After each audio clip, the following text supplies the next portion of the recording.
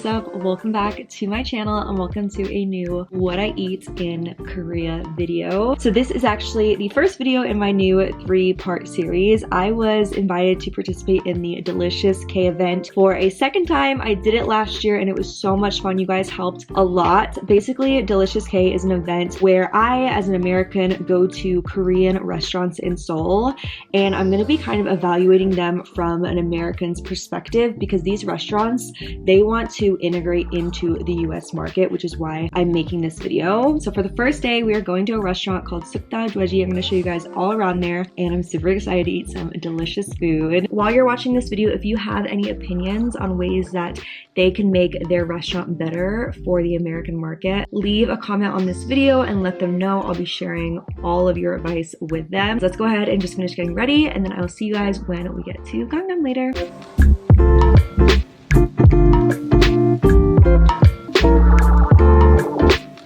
Alright guys, so I just got to Sukdal Dwaeji, and here we are going to have 3 different types of meat for our meal. So we're going to have the Moksal, the Samgyeop, and then also a beef rib finger. They just brought out all the Banchan. I have to show you guys these because I consider myself pretty experienced with a lot of Korean food, but there are several here that I have literally never seen before, and I'm so excited to try them. They look so good. I'm also really hungry, so this is perfect timing. We have the Moksal, the Samgyeop, and then this is the beef rib finger.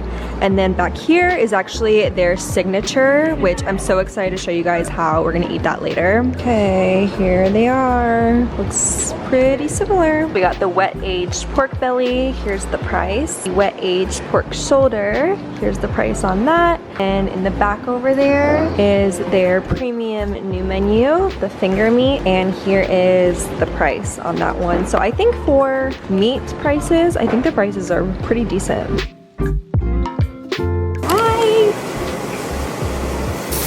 You guys hear that sizzle? It sounds so delicious, and I really like how they gave the tags with the meat so you can just see that it's authentic. I was talking to the owner and they have a really cool way of preparing the meat. So they actually use their special seasoning with it, and then they refrigerate it, which is kind of like their storing stage for 3 days. And usually when restaurants use like that specific method for preparing the meat, you know it's going to be really good.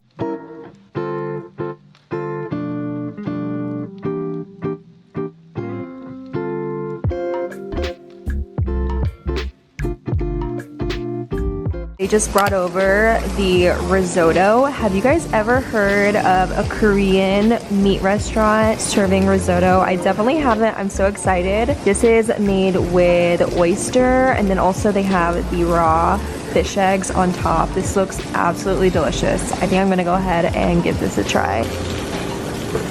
감사합니다. Kimchi chicken! Alright, I cannot wait a minute longer looking at this risotto. This looks amazing. Let's go ahead and give this a try. It's like super creamy on top.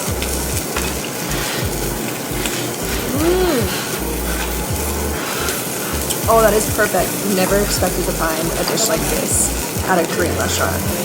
You can definitely taste the hints of the oyster in there as well, which is a really good touch because that gives it some extra flavor. So our first round of meat just finished cooking. I am so excited to give this a try, especially with all of the yummy sides that came out. I cannot wait to show you guys what this tastes like. Wow, do you guys see how juicy this looks? It looks juicy but also very soft at the same time. Here we go.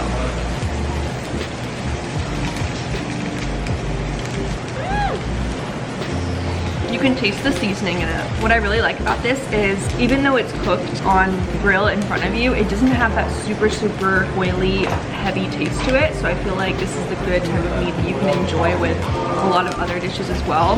Let's go ahead and start mixing it in with some of the super yummy sides. And there's also a couple more things in this little dish. So here we have wasabi. This is a salt that is a little bit less strong than your average salt. And then we have garlic and sesame oil mixed together. I think this is gonna go really well with a little bit of wasabi. So let's add that in. Just a teeny tiny bit.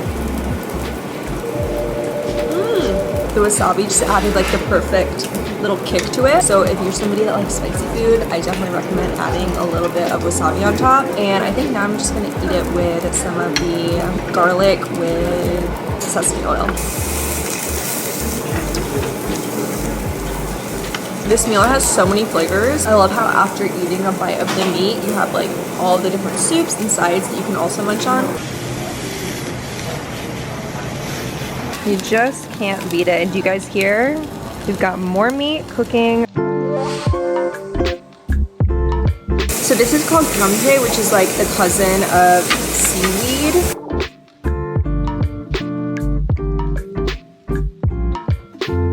Let's eat it. You guys, comment below. Would you be willing to try something like this? Because I have never, ever eaten this combination before. See how it is? So good. Very light. No. I think I'm just so surprised that a restaurant would carry something like this, but it fits so well. It's such a good combination. Alright, so while we wait for the moksal to finish cooking, I figured we could go ahead and try the kimchi jjigae. They just told me that this kimchi is fermented for 3 days, and I think there's also some tofu in here, and it's one of the best comfort foods, and it also just pairs so well with Korean meat. So I think people in America, they typically would probably prefer their kimchi jjigae to be less spicy. So let's go ahead and put it to the taste test. Let's see how it tastes.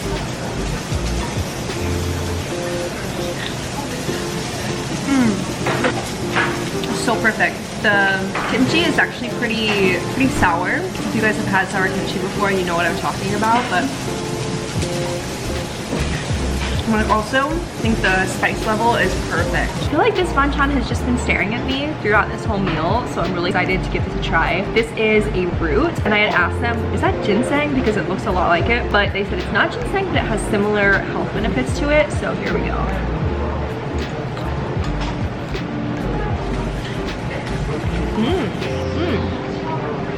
It tastes very herbally, very healthy, but then the sauce makes it have a lot more flavor.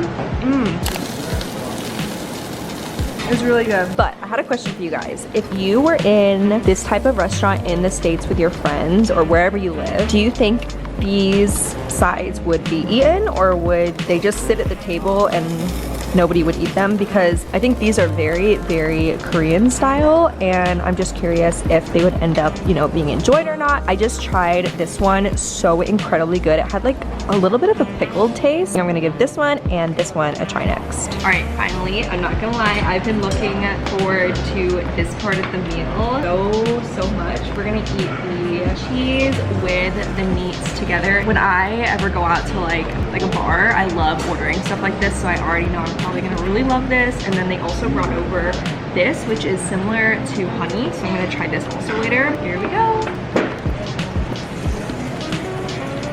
This is such a good combination, and I honestly wonder, why is it not more popular? It gives so much extra flavor. I mean, already the meat by itself has a lot of flavor, but then when you add the cheese to it and it's like all fried together and super juicy. It's so interesting because when you eat the meat by itself, it's a very smoky taste, you know, that meaty taste, but then when you add the cheese and then this topping on top, it just completely changes it. It makes it into much more of a sweeter taste. Super good. This is definitely Adrian approved, and I think if this specific dish was sold in the States, I think it would be a bestseller. I think they would be sold out every single night. I think that would be probably a fan favorite. All right, our third and final meat just hit the grill. This one smells amazing, and I was kind of wondering, like, why do they have a specific order? When you order like a combination of meats, how come they put the porks on first and then the beef last? And it's because the beef has the strongest smell, so they save, or the strongest taste also, so they save it for last, which completely makes sense. But I wanted to show you guys, we also got some naengmyeon, and I'm going to eat it my favorite way. So these are cold noodles, which are super popular in the summer, and you probably would not think about combining cold noodles with the meat, but let me show you guys. It's just so delicious. So when you eat these, start off by taking scissors. You're gonna wanna cut it up. You're gonna take your meat just like this.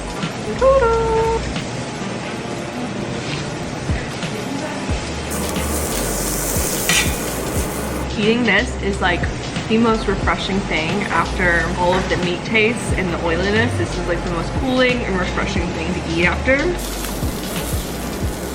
All right, first bite of the beef finger. Here we go. It's a very strong taste. So smoky and delicious. And they cut it into the perfect sizes. Give it a try. Oh my goodness. I wish you guys could taste the two of these together.